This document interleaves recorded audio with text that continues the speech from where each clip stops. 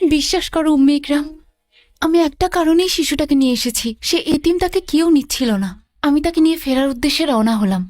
তাকে আমার বুকে ধরে রেখেছিলাম। হঠাৎ দেখি সে আমার দুধ পান করছে, তার পূর্ণ পরিতৃপ্তি নিয়ে। তারপর আমার বাচ্চা পান করলো, যতক্ষণ না সে পরিতৃপ্ত হলো।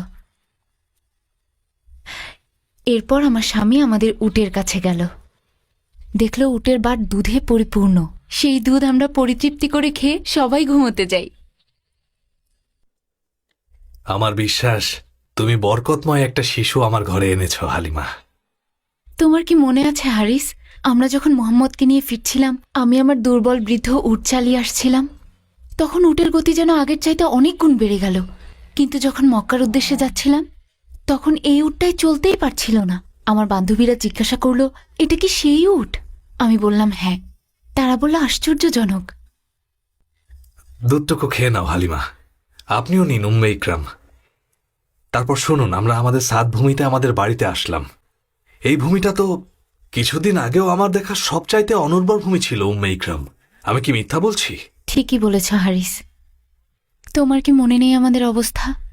হ্যাঁ, মনে আছে।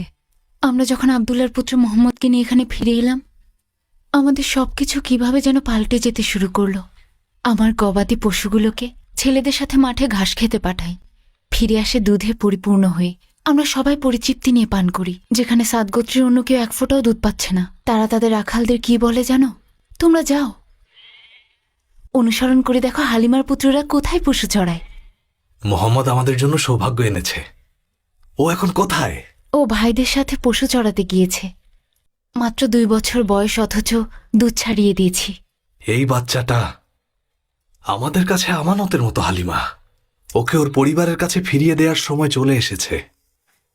হ্যাঁ আমি জানি হারিস, কিন্তু আমি যে ওকে ছাড়া থাকতে পারবো না।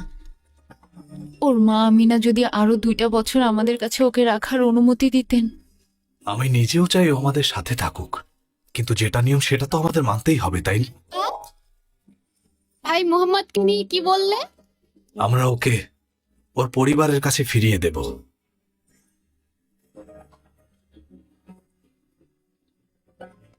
আমি জানি ও চলে গেলে ওর ভাই বোনেরা কত কষ্ট পাবে, বিশেষ করে ওর বোন সাইমা।